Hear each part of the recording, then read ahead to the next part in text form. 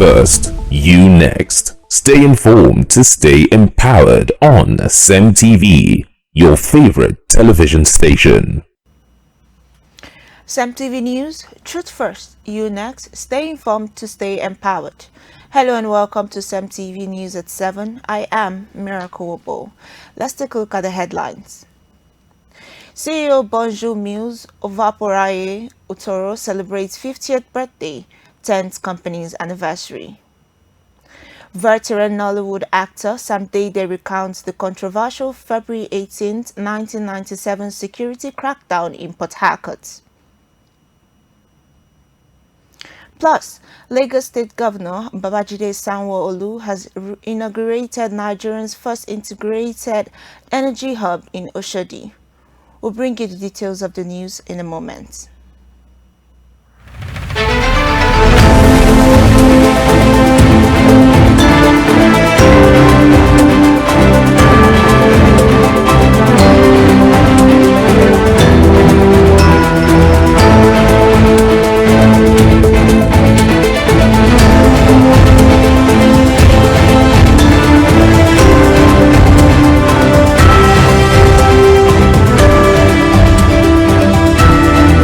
This is CEMTV News.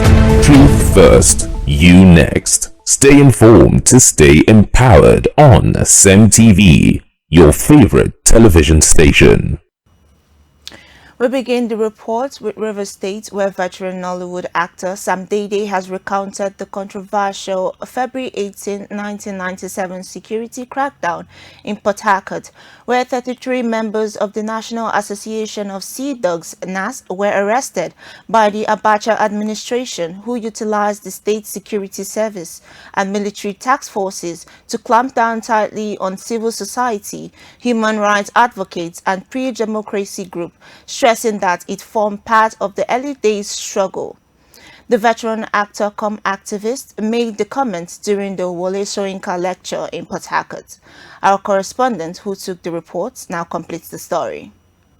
Delivering an emotional reflection, veteran Nollywood actor Sam Dede urged Nigerians not to allow the stories of victims of oppression to fade into history. He said a nation's strength lies not only in its achievements, but also in its willingness to honor those who stood courageously against injustice and defended human dignity. Sam Dede also noted that the event, held as part of the National Association of Sea Dogs NAS Martyrs Day and the 28th Wole Soyinka lecture, revisited the event surrounding the F-18 incident, during which members and applicants of the association were arrested and allegedly subjected to torture and prolonged detention under the military regime of late General Sani Abacha.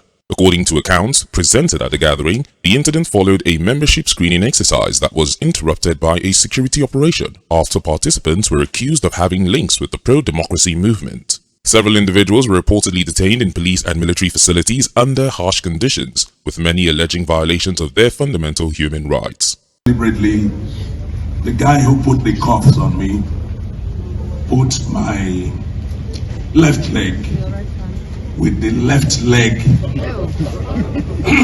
of Kingsley Ogundu. Today, Kingsley Ogundu is His Royal Highness. So, this means that each time they took us out in the morning to the toilet, he would be facing backwards and I would be facing, it was a horrible experience. And then for the first 1 week, we were flogged morning, afternoon, night. The commander of military intelligence read the Riot Act, say the commander-in-chief has a personal interest in your matter. Consider yourselves finished. You are gone as you are dead. Matter don't serious, so So for the first 1 week, flogging until the commander of 5th Battalion, is it 5th Battalion? One Lieutenant Colonel Tajuddin something. He came. Speakers noted that the F-18 episode remains a powerful reminder of the dangers of authoritarian rule and the importance of safeguarding democratic values, civil liberties, and the rule of law. They stressed that remembering the sacrifices of those who endured persecution is essential to preventing a repeat of such abuses. People in chains inside the cell. If this doesn't happen by tomorrow, I'm going to set these people free. And then, surprisingly, the following day, they hurriedly came and took off the gospel. That was the beginning of the journey that was to last about 4 months. Rivers State has joined the rest of the world to mark the 2026 World Day Against Trafficking in Person, with a mass awareness walk in Port Harcourt organized by the National Agency for the Prohibition of Trafficking in Persons, NAPTIP, in collaboration with CEMTV, Lions International, Bristol, and other stakeholders. The awareness walk took off from Ikoku Spare Parts Market opposite Hypercity Shopping Mall, with participants carrying banners, sharing flyers, and using music to educate public on the dangers of human trafficking. This year's theme is Trapped Behind the Scam.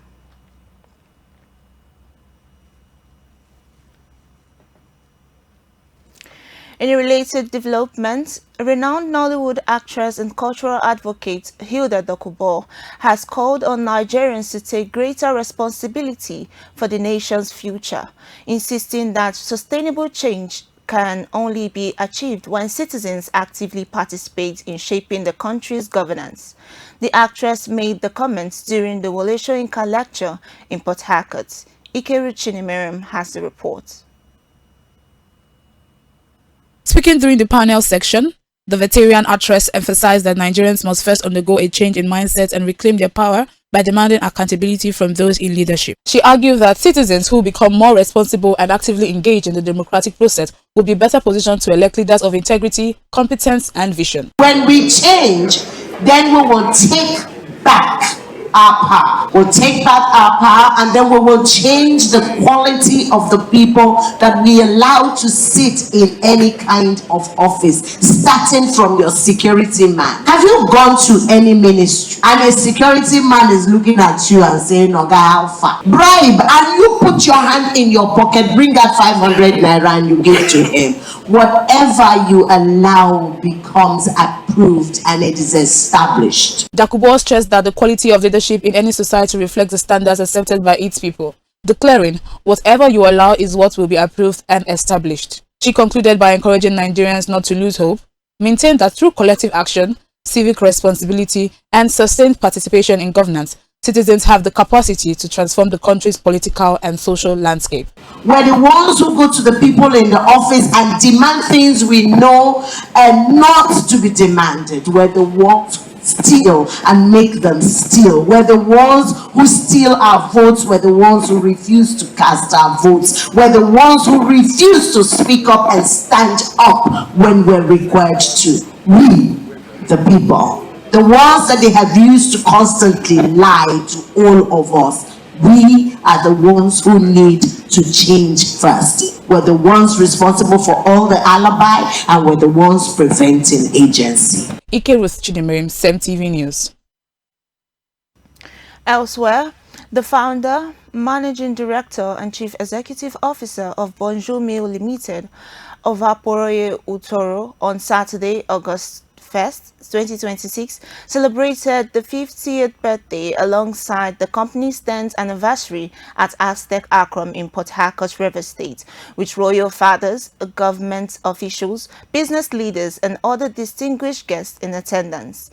In a goodwill message led by his wife, friends, and family, highlighted the growth of Bonjour bread across the Niger Delta and prayed for success and longevity for the celebrant and his business. Our correspondent has the rest of the report.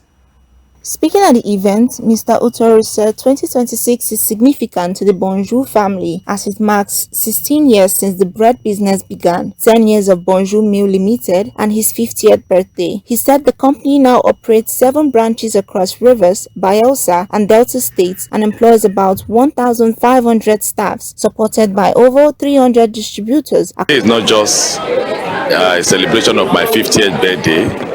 It's also this year is also a remarkable year because Bonjour Meals Limited as a company is also 10 years.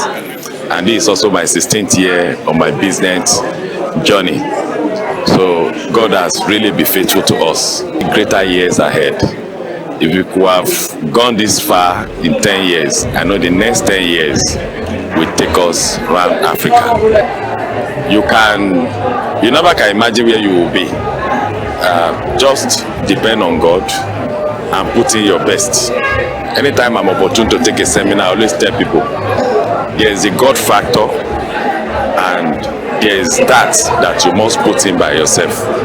If you pray from today till tomorrow and you don't put in that's your own, God will not act. A major highlight was the reading of Mr. Utoru's autobiography by his daughter, Jemima Utoru, who reflected on his humble beginnings, the loss of Bonjour's father before birth, and how faith and perseverance shaped his journey from hardship to entrepreneurial success. Goodwill messages were delivered by his wife, Mrs. Glory Utoru. Family members and friends described him as resilient, God-fearing, and committed to creating opportunities for others. Today, I celebrate not just your 50th birthday, but the extraordinary man you are.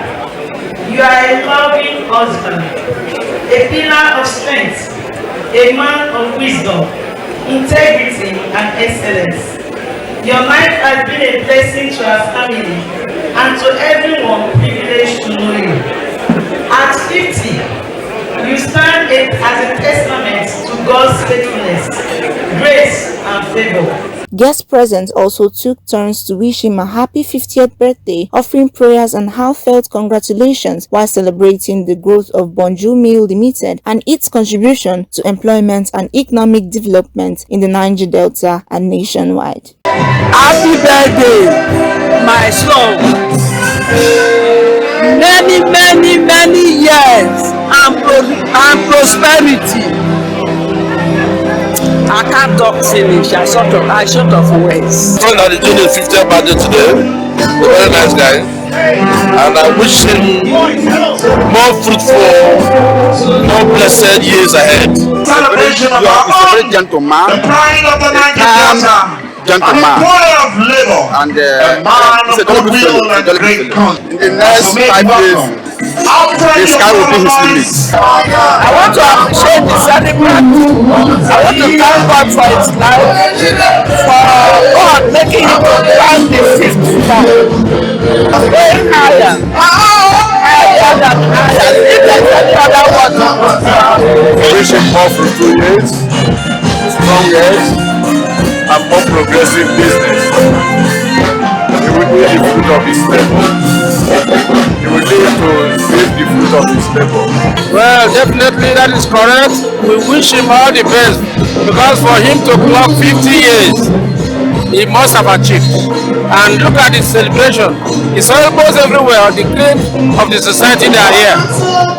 And as a member of the Zone 16, PCRC, we welcome him and sincerely ask God to give him more blessing. I wish for you happy birthday, long life and prosperity. Bonjour, Mr. Bonjour. I wish him a wonderful celebration. This is the Golden Jubilee and it's a world celebration. I wish him everything good and I wish him more wins in life. To my big bro, I wish him longevity, good health and vitality.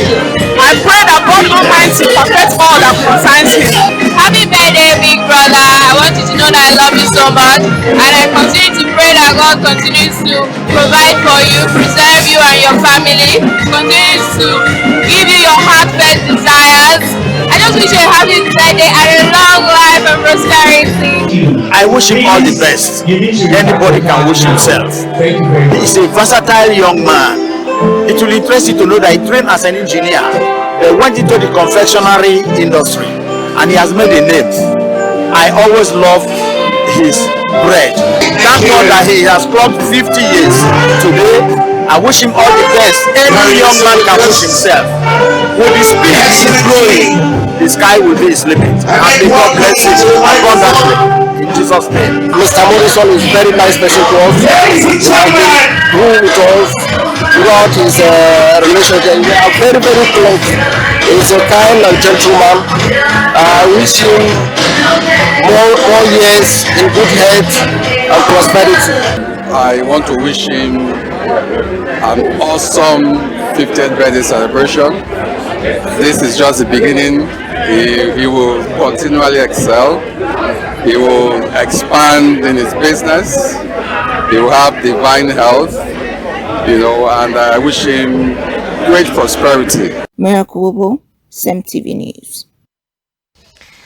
One person has been confirmed dead while several others sustained various degrees of injuries following a tragic road accident involving a fully loaded commercial bus along Azikiwe Road in Port Harcourt on the morning of August 3rd. The incident has once again raised concern over reckless driving and road safety. Our correspondent has the rest of the report. An eyewitness, Joy Godwin, said she arrived at the scene shortly after the accident and met a distressing sight.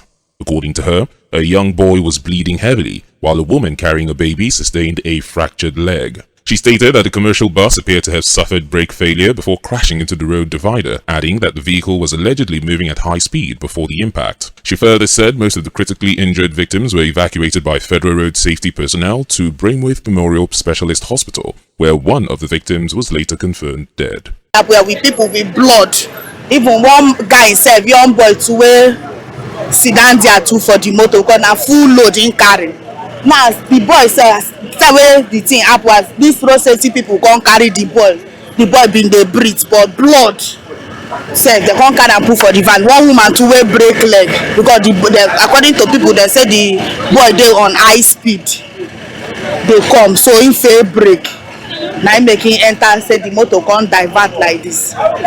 Another eyewitness, Onyebuchi Kingsley, described the accident as devastating, saying several passengers suffered serious injuries. He alleged that the driver fled the scene immediately after the crash. He also stated that the residents and other Good Samaritans rescued a young man who sustained a head injury and was believed to have suffered memory loss as a result of the impact. Inside the depot, when I heard the noise, so I have to come outside. When I came outside, I saw what happened. It was fatal accident, in fact, because somebody lost his life here also. A he or a she? A guy. And one woman with baby. The woman have injury on her leg. Her leg broke. So with those elderly man, two elderly man, and the other guy over there. So we are like, the driver ran away. It was raining, so the driver was like, the brake is okay, everything inside the motor is okay. Just that I believe his speed, the way the guy was speeding, that was also because if you watch how he climbed that this thing from that side to here, that guy that lost his mind, like people that is there, they told me that the guy fly out from the vehicle. While the exact cause of the accident is yet to be officially determined, authorities are expected to continue their investigation. Motorists also have been urged to ensure their vehicles are roadworthy, obey traffic regulations, and avoid excessive speeding to help prevent further loss of lives on Nigerian roads. Meanwhile, former Speaker of the Imo State House of Assembly, Uche Onyagucha, has called for the complete replacement of the Nigerian's 1999 constitution, arguing that meaningful national development cannot be achieved under the current constitution framework. Betty Victor Okiri has the rest of the report. Former Speaker of the Imo State House of Assembly, Right Honorable Uche Onyagucha, has called for the complete replacement of Nigeria's 1999 constitution, arguing that meaningful national development cannot be achieved under the current constitutional framework. Betty Victor Okiri has the rest of the report.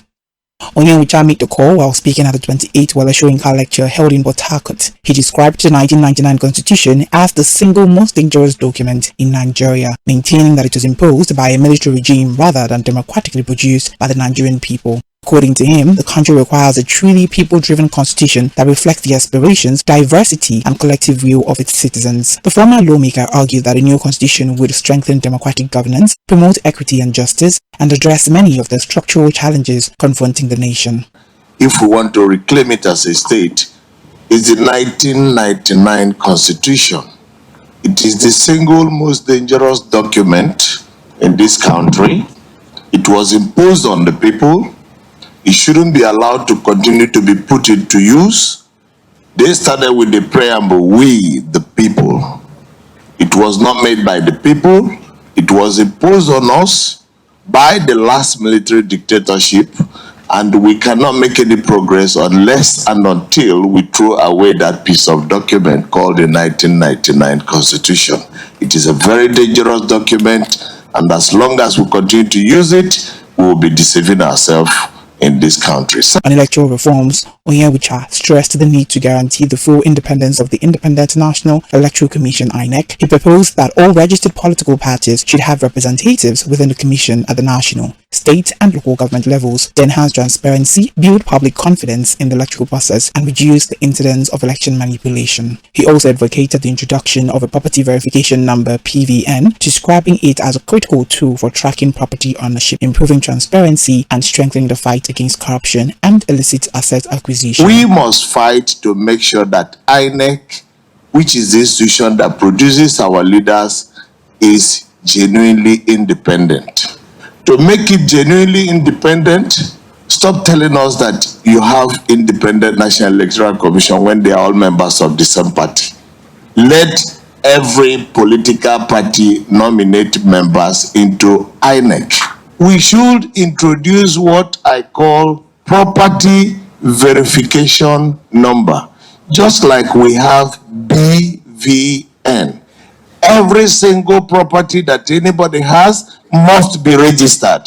The 28th Wale Soyinka lecture brought together academics, legal practitioners, civil society organizations, students, and political stakeholders to examine critical national issues and prefer solutions aimed at strengthening Nigeria's democracy, governance, and constitutional development. To the national scene, where the Vice President Kashim Shettima has declared that the federal government will continue to support and partner with states, driving economic reform and investment promotion in line with President Bola Tinubu's renewed hope agenda. Describing Delta State as one of Nigeria's most promising investment destinations. Speaking at Delta State Economic and Investment Summit 2026 in Asaba, Shettima, who commended Governor Sheriff, described the economic blueprint as a bold and strategic investment agenda capable of transforming Delta into a major hub for local and international investors. Shettima said the federal government was encouraged by Delta State's commitment to economic recovery and diversification, assuring that Abuja would not hesitate to assist any state actively pursuing reforms that align with national economic priorities. Lagos State Governor Babajide Sanwo-Olu has inaugurated Nigeria's first integrated energy hub in Oshodi, describing the facility as a major step in the nation's transition to cleaner, affordable, and sustainable energy solutions.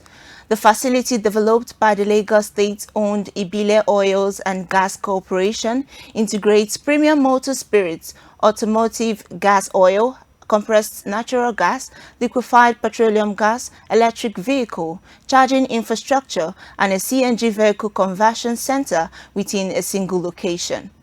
Speaking during the inauguration ceremony, Governor Sanwo-Olu said the project went beyond the commissioning of a conventional filling station, stressing that it represented a practical demonstration of Nigeria's energy transition agenda.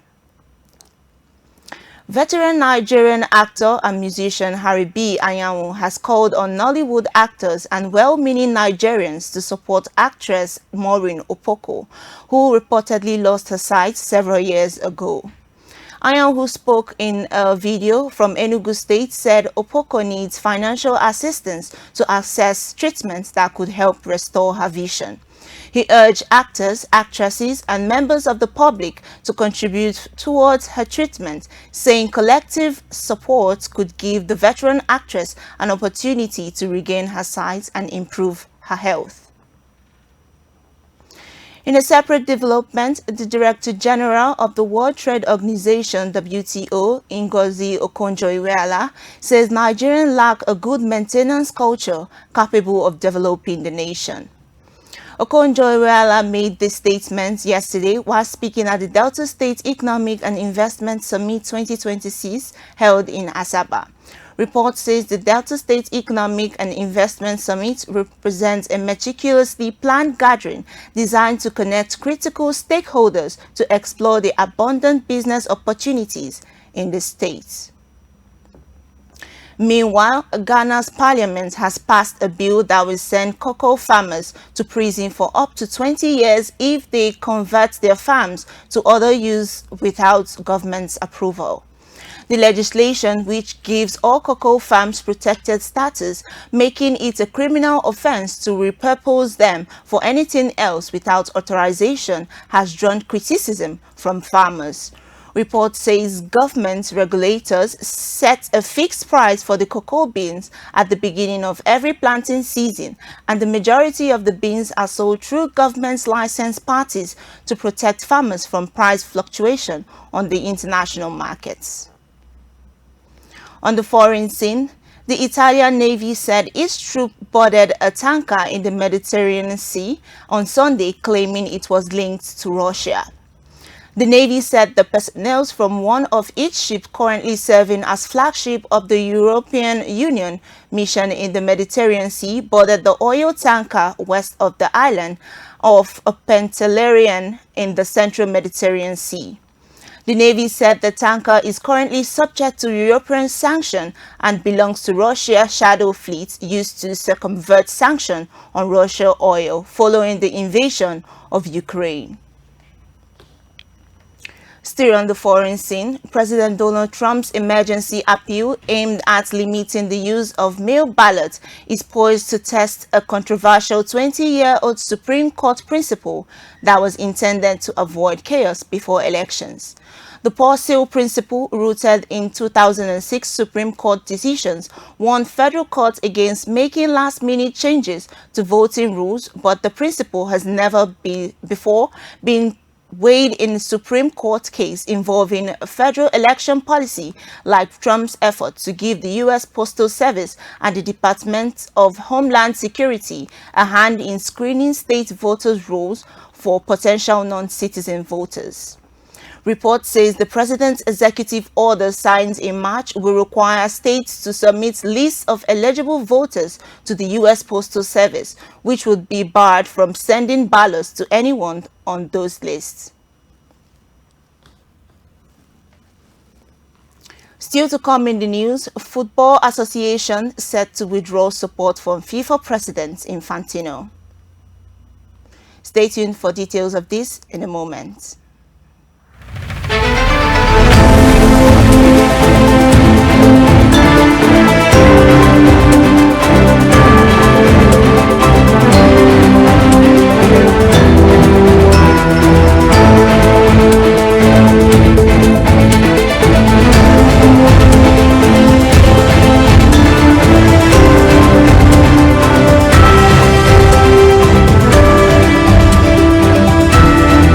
This is CEMTV News.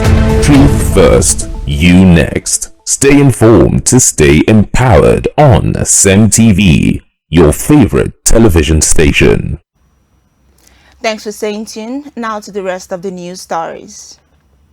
In business, the Nigerian Revenue Service has issued comprehensive guidelines on the taxation of virtual assets, providing a regulatory framework for the taxation of cryptocurrency and other digital asset transactions in line with the Nigerian Tax Act 2025 and the Nigerian Tax Administration Act 2025. The new guidelines are aimed at taxpayers, virtual asset services providers, peer-to-peer marketplace operators, tax practitioners, and individuals engaged in virtual assets activities as the federal government intensified efforts to expand the country's tax base and strengthens compliance within the rapidly growing digital economy. In a public notice issued yesterday, the NRS said it has formally released the guidelines on the taxation of virtual assets. According to the agency, the document establishes a clear administrative framework governing tax obligations for virtual assets transactions in Nigeria. And in health, the outgoing chairman of the Nigerian Medical Association Edo State Chapter, Dr. Eustace Osagele, has said stronger collaboration between the public and private sectors will help hospitals overcome long-standing challenges and improve access to quality healthcare for Nigerians. Osagale made the call during the 2026 Annual General Meeting and Scientific Conference of the Edo Nigerian Medical Association held under the theme Safeguarding Standards, Advancing Clinical Practice, the Role of Public-Private Partnership in Our Hospitals. Speaking on the conference theme, the outgoing Edo Nigerian Medical Association chairman said collaboration between government and the private sector remained critical to improving healthcare delivery across the country. Moving on to another story in health, the World Health Organization, WHO, has declared the Democratic Republic of Congo's current Ebola outbreak the largest in the country's history, as the numbers of infection has surpassed previous records. Health officials said the outbreak has recorded more than 3,600 cases and over 1,500 deaths, making it the fastest growing Ebola epidemic ever recorded in the country. The outbreak caused by the Budunguios strain of the Ebola virus has been particularly difficult to contain because there is currently no approved vaccine or specific treatment for the strain. Response efforts has also been hampered by insecurity, population movement, limited funding, and community mistrust in some affected areas. The World Health Organization has called for urgent international support to strengthen surveillance, contact tracing, treatment, and community engagement to prevent further spread. The agency maintained the global risk remained low, but warns that swift action is critical to bring the outbreak under control. Now in sport, Mauricio Pochettino has agreed to continue as the manager of the United States men's team until 2030. The former Tottenham and Chelsea boss has been in the post since September 2024, led co-host US to the last 16 of the 2026 World Cup before they were beaten by Belgium. U.S. Soccer said the new agreement included the role of Pochettino and his coaching staff having a greater remit, in which they will also advise and support U.S. Soccer on the broader development of the full national team pathway, youth soccer, coaching education, professional league, collaboration, and other technical facets. U.S. Soccer President Sidney Palo-Cohn said Mauricio has built a culture where players trust the group, trust the process, and trust each other. Still in sports, England midfielder Jordan Henderson has joined Chelsea on a 2-year deal after his contract with Brentford was mutually terminated. The 36-year-old Henderson captained Liverpool to a Premier League title in 2019 to 2020 and also won the Champions League, FA Cup, League Cup twice, and UEFA Super Cup and the FIFA Club World Cup in his time at Anfield. Report says Anderson came through the ranks and at Sunderland and made his Premier League debut for them as a substitute in the 5-0 loss to Chelsea on November 1st, 2008. Now on entertainment, watch as Kirk Franklin surprises fans by bringing Mercy Chinwo on stage at London's Gospel Garden Festival in a memorable performance that thrilled the crowd. Report says thousands of gospel music fans erupted in cheers at the Gospel Garden Festival in London on Sunday as Grammy-winning American icon Kirk Franklin invited Nigerian singer Mercy Chinwo on stage for an unannounced joint performance. The moment showcased the growing global influence of Nigerian gospel music and the unifying power of gospel across cultures. That's the news at 7, but before we go, a recap of the major stories. We started by informing you that CEO Bonju Mills Ovaporoye Uturu celebrated his 50th birthday and company's 10th anniversary. We also told you that veteran Nollywood actor Sam Dede has recounted the controversial February 18, 1997 security crackdown in Port Harcourt. On the national front, Lagos State Governor Babajide Sanwo-Olu has inaugurated Nigeria's first integrated energy hub in Oshodi. And in sport, we reported that Mauricio Pochettino has agreed on a deal to continue as the manager of the United States men's team until 2030. Many thanks for watching CEMTV News at 7. Do ensure to follow us via our social media handles at CEMTVPLUS across X, Facebook, Thread, and Instagram. We are also available on Nicomsat channel. Do well to watch us on free-to-air. I am Miracle Wobu. Enjoy the rest of your day and bye for now.